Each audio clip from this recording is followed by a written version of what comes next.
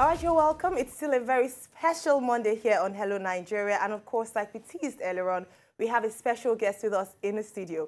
He's the one and only animated presenter, CNN's foremost international business correspondent and anchor of Quest Means Business. Today, he means business on Hello Nigeria, and it's our pleasure to have Richard Quest with us on the show. Thank you very much for coming. And I'm delighted, delighted to be here. Nice to have you on Hello Nigeria, Richard. Yes, indeed. The first question is, what brings you to Nigeria, and is this your first time in Nigeria? No, it's not my first time, but I haven't been here as often as I'd like to have been here. And that was one of the reasons why we decided that we had to come here and do Quest Means Business, which we're doing 2 editions of Quest Means Business on Thursday and Friday. But the reason we decided, the reason was because when I went around the world in low cost last year, and we did 10 countries, 9 airlines, 10 countries, 9 airlines, 8 days, we didn't come to Africa. And a lot of people tweeted to me that clearly I was anti-African, that there was a reason why we hadn't come. The reason we didn't come to Africa was because you couldn't get in and out on a low-cost, easily, on a low-cost carrier. We could just about do it if we tortured the schedule, and we didn't have the time to do it. So I decided, okay, the first opportunity I get, I'm going to come back to Africa, and we're going to do the program from here, and we're going to do it properly. Amazing. Fantastic. So is Nigeria, Lagos to be specific, your first stop in Africa? It's the only place I'm coming to. We're doing the whole thing from Lagos. Again, you know, one would like to go elsewhere. One would certainly like to go and visit the neighbouring country, just haven't got the time. Yes. And even within Nigeria, there's enough to cover and there's enough to talk about in Lagos that you don't. That we want to focus. It's a city of about 20 million people, so... Only? Yes. Yes. Just Lagos? Just Lagos. Great. All right, fantastic. We're really glad you're here. We're I'm very excited pleased. that I'm you've delighted chosen to be here. Lagos to be here for the first time. Now, we know that, I mean, a lot of people watch Quest Means Business, and a lot of people have spoken about how you've transformed, as it were, the way business is presented. Usually it's very formal, very stiff, but you brought something different, a pizzazz. Now, apart from Quest Means Business, you also do other shows as well. Yeah, well, How do you we've combine? created a new one called Quest Express, Yes. which is at 5 p.m. Nigeria time or Lagos time. Yeah. And Quest Express, the idea was a market show. So it comes live from the New York Stock Exchange every day. It's half an hour, and the idea there was the opposite of Quest Means Business, which is the definitive word on how you earn and spend your money. But Quest Express, as the name suggests, is a short jolt of business news. The best phrase we use to describe it, it gets the job done. And we're also going to be presenting that one as well on Thursday and Friday from Nigeria. Now, you have a degree in law from Leeds. I'm sure a lot of people they'll expect you to have a degree in finance or something.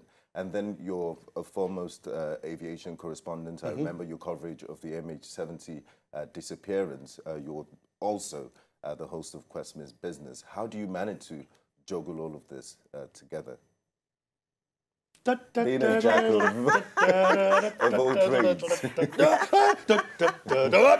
So you drop the ball once in a while. Yes, I mean, you do what look, great planning, great producers, and I have an inability to say no. So everybody asks me, will you do this? I say, yeah, put it in the schedule. And then 3 months later, I think, oh, God, why did I agree to do that? It seemed like such a good idea at the time. You just do it. You just do it. I mean, sleep is vastly overrated. No. Apologies to Ariana Huffington, who loves sleep. But I mean, sleep is over.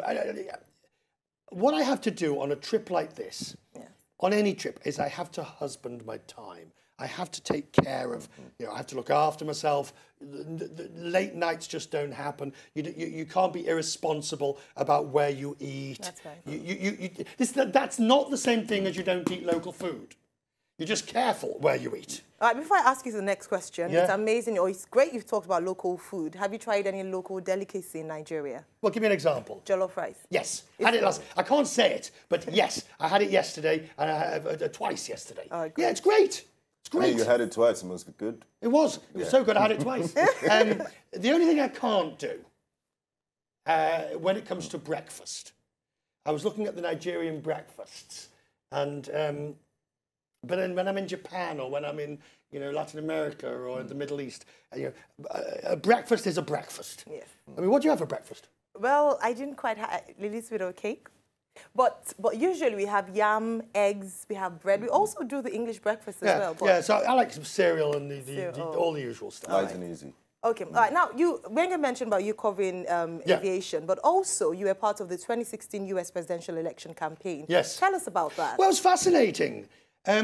I became very aware that Donald Trump was going to win quite early on. From your travels? Yeah, from the travels. Up until the convention, in the middle of the year, June and July. By the time we got to June or July, I was pretty certain he was going to win. Simply because when you asked people in certain parts of the country how they were going to vote, they said, we haven't decided yet. When people say that, it means they're going to vote for the person that's perceived to be not. I thought, however, after the sex scandal and the video, I thought he might lose to Hillary Clinton just. But I tell you, wasn't enough. The last week or two, I travelled through Florida from Tallahassee right the way down to Fort Lauderdale, to Miami, to Key West. And again, I was hearing the same thing. I haven't decided. I haven't decided. And that usually means I'm going to vote for the person who is perceived to be the least favourite, Donald Trump. Now, of course, I will be in Britain next month for the UK general election. Yes, how did you receive that one? That was quite a surprise. It was extraordinary. 3 years early, and Theresa May calling for an election. Do you... After having said for 9 months... Were you expecting Brexit? Sorry? Also? Yeah, same thing. Look, I'll tell you something that's really significant that journalists forget. I believe today's journalists, and we found this at CNN, spend a lot of time worrying about social media. Oh, what does social media say? Oh, what's Twitter saying? Oh, what's such and such saying? Get off your backside and go and report from where it's happening. If you go to where the people are, if you go and do some good gumshoe foot leather reporting, you will find out what the result is going to be. And that's what I found out with Brexit. By the time I had been round Britain, I was bloody certain that that Brexit was going to happen. Should we throw polls out of the windows? Do polls still work for you? No, the polls are a snapshot. But they got it wrong with Trump and Brexit. They didn't get it wrong with Trump. The national poll was right. The national poll actually got it right. It predicted that she was going to win on a national basis. However... Electoral college. Thank you. Once you factor in the Electoral College, it becomes different. So by and large, I think the polling is quite accurate, providing you take it as a snapshot and you don't just take it as big. Now, let's see. The current polls have Theresa May about 22 points ahead in the, let's say, yesterday's French election. The polls were right. The polls said that Marine Le Pen was about 22 points in the polls and she got 23 points last night. Or 21 points or whatever it was last night. So do you think the polls will be right with regards to Britain? We don't know. Let's wait and see. Let's wait and see. The polls will tighten. Okay. The problem in the UK election is there's no obvious, strong government successor at a time of great uncertainty. So if you're going to start changing horses in midstream, you better know what you're doing. And Labour is perceived, rightly or wrongly, to be weak, with a leader that is not popular, Jeremy Corbyn. The Lib Dems with Tim Fallon on the referendum question, still uncertain. So it's too soon to say. Okay. Now let's look at you. You've done quite a lot. You're an established journalist of international repute. Oh, dear Lord. It makes me sound old when you say that. Not at all. It really does. Vibrant, that's the word. Well, at least you don't call me veteran or venerable. Exactly. You're a veteran and you've interviewed great personalities. You were on the... Was it Singapore Airlines, first A380 flight from Singapore to Sydney? Yep. Yeah, things like that. What would you say is the most memorable achievement of your career so far? Oh, I think that it's always very dodgy to start reminiscing about one's greatest hits. The moment you start reminiscing about your greatest hits, I mean, I tend to follow the late Shimon Peres. Israeli Prime Minister. Prime Minister and President, yes. He always used to talk about your dreams over your goals and your ambitions. And he used to say, you're still young when you have more dreams than ambitions. Very well said. And I tend to follow that view. As long as I still get excited at meeting you, and I want to hear your questions, and I want to come to Nigeria, and I'm sorry that I'm not going to Benin or to Chad or to any of the other countries that one would like to go to on this trip. As long as I still, you know, for me, the best words in the world are cabin crew, doors to automatic on the plane. Doesn't it get a bit No, tiring because sometimes? the moment you hear them say cabin crew, doors to automatic, it means the doors are closed, the passengers are on board, we're on our way. Wonderful. And a new adventure is going to take place. And I don't know where it's going to take me. I don't know who I'm going to meet. I don't know what upset stomach I'm going to get. But it's going to be something. The beginning of an adventure. Yeah. Wonderful. Yeah. Now, let's take your opinion for a second with regards to the economy in Nigeria. Yes. We know that business is your forte. You have been able to analyze business and the economic. What would you say in terms of your analysis of the Nigerian economy? Nigerian economy, and look, for 30 years I've been asked about the Nigerian economy, and it's always the same issue, frankly. It's always the same issue. It's when is this sleeping giant going to finally get its act together? And that's not just on the basis of an oil price that'll keep prices high and keep government revenues. Remember, the oil is what, 70%, 90% of exports, and what percentage of government, 60, 70% of government income. So you get an oil price that collapses and the country goes into recession, technical or otherwise. But that's not really the issue here. That really isn't the issue. The issue in Nigeria is when the government of any political persuasion is going to deregulate, open up with transparency and proper regulation of corruption. Those are the issues. Everybody knows it. Everybody repeats it. So let's take, for example, the government's latest economic plan, which has been warmly endorsed by the IMF. Fine, great. It's a plan that is designed to deal with an economy that's coming out of recession. But when I read in yesterday's newspaper about the roads in Apapa, or when I read about 43, how much was it found in the apartment? 30 billion naira. $48 million. Naira. About Was it $50 million. Million dollars, yes. Dollars. When you read about that, and then the chief of security says, well, actually, it was money that we were using for covert operations, but nobody knew about it. When you read those sorts of stories, then you have to start to say, well, hang on a second. It's fine to have 4G phones, and it's fine to have a computer with everybody, and it's fine to have, but sometimes you're putting the cart before the horse. And you know, that's the reality. When you've got a port that is gridlocked, when you've got an airline that has to close down and be rescued by the government, when you don't have a low-cost carrier that can take you from one side of the country to the other and back again, and take you to... And this is an African issue, by the way. This isn't a Nigerian question. You know, a serious question needs to be asked. Why was EasyJet able to form in Europe and Ryanair? Air Asia. Yeah. JetBlue. In Latin America, you have Gol, you have Azul. So all these other parts of the world have recognized the importance of a thriving aviation sector that is going to allow cheap and easy travel between the countries. Africa... But Richard, sorry to interrupt you. Go on, please interrupt. We have brilliant, I'm sure we have brilliant Nigerians everywhere in the world. Here in Nigeria too, we have amazing human resources. The organized private sector has proven to prove beyond doubt that, look, Nigerians can make things happen, like Dangote, for example. Do you think it's enough for the organized private sector to get us to reach that potential? No. Or government, we need to get government right? No, of course it's not enough. Of course it's not. Because what you end up happening there is the organised private sector succeeding in spite of government rather than because of government. Government has not created an environment, an enabling environment. But that's not just about regulation and laws. That's about providing roads so that the ports aren't basic amenities. That's providing a taxation regime that facilitates. Now, this is not the same thing as the Wild West. People always confuse the two. People always think, oh, well, you're talking about deregulation. Let them go off to the races. That's not what I'm talking about at all. I'm talking about an environment that fosters investment, but real investment, not just investment because you've got oil. Like the Singaporean example.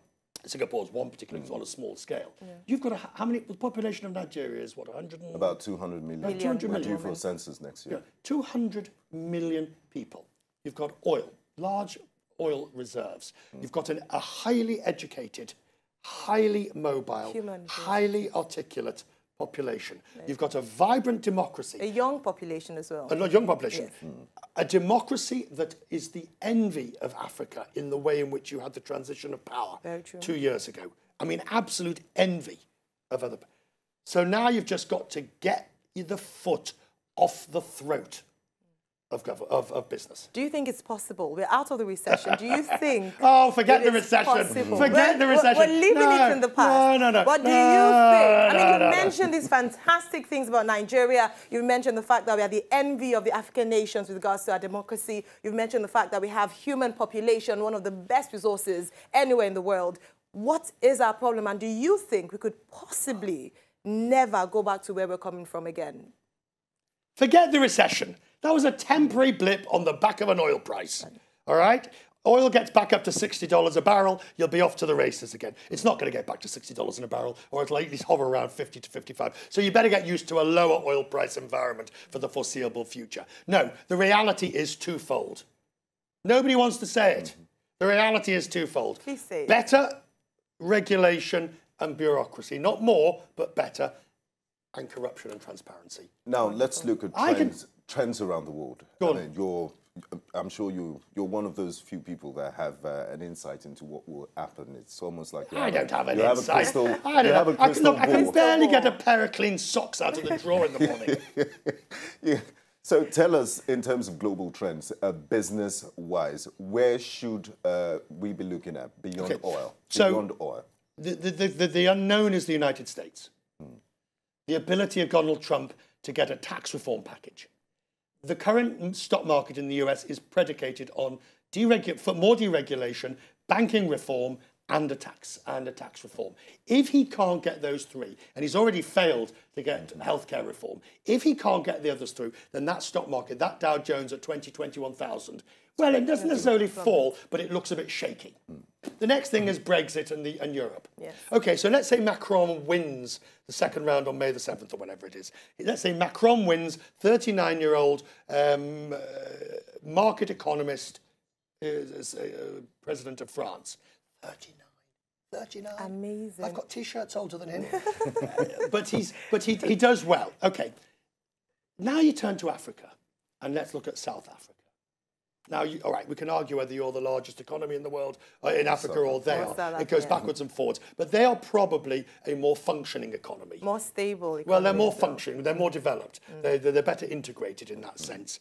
But politically, I mean, for goodness sake. Jacob Zuma. I mean, for goodness sake, what can one say? Where does this end? Where does this South Africa drama end up? So there's plenty of opportunity. So let's just take the world. All right, North Korea.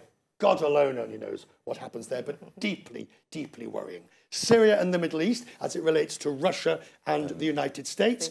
Brexit, an oil price, an OPEC agreement to cut production, but at the same time, as shale oil in the US is boosting production as well. You're starting to see the lines of the economy all coming together. Is that a good thing? It's always been like that.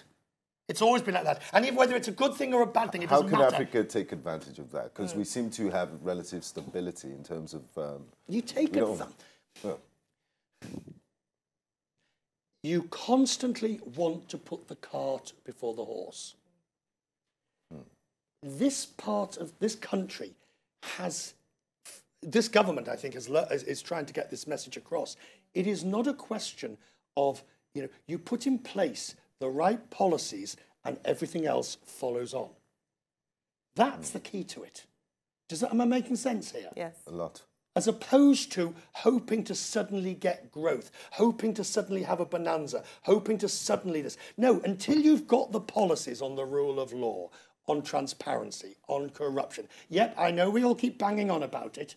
But until you don't find $43 million found in apartments that nobody knows who owns it, until you actually start investing in the infrastructure of the roads to the container ports, and you have an airline that operates, and you have an airport that works, this is the cart before the horse. But you're talking about, oh, how can we take opportunities? How can we grow? How can we do this? How can we create that? How can we have more phones? How can we have more computers? Have structures have to be in place for these things to work. Yes. Amazing. So we like to take things a bit light now. We have an interesting video of you up to your ice bucket challenge. This isn't fair.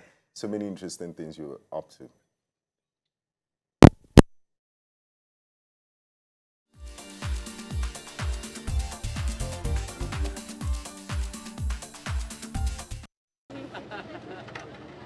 A bucket of ice water. You just a little bit more water. Oh, it's okay. The microphone.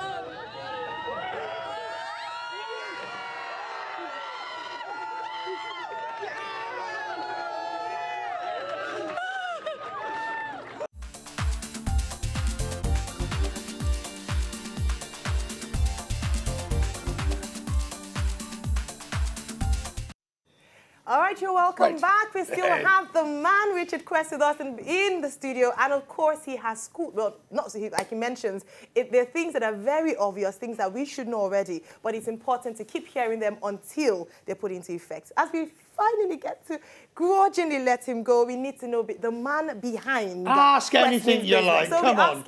We saw some very interesting videos right there. And I saw you with the airless bucket challenge, and I could feel the chill even from here. And not only that, they put more ice in it to make it even colder. And it was live on air, and I just longed to say a word that you can't say on television. And it was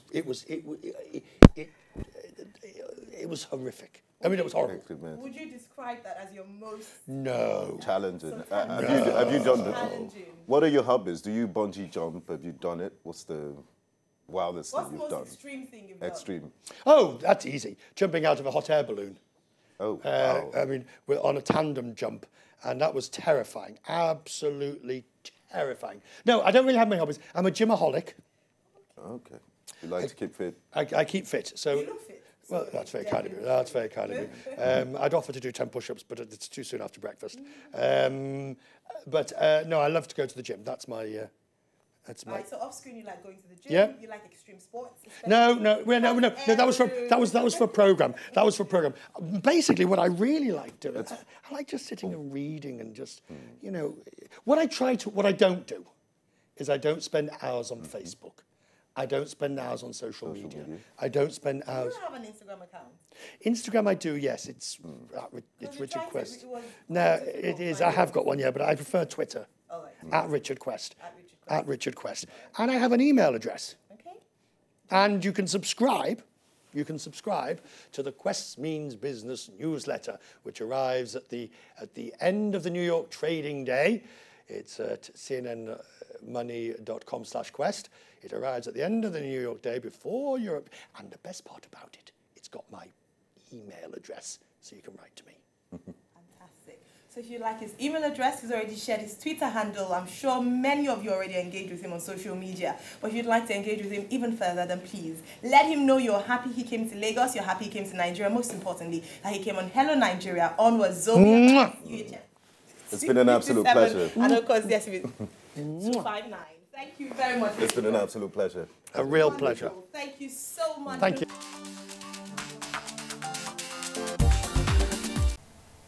To enjoy more of these our Ogbonge videos when you just watch, press this button to subscribe on top of our YouTube page.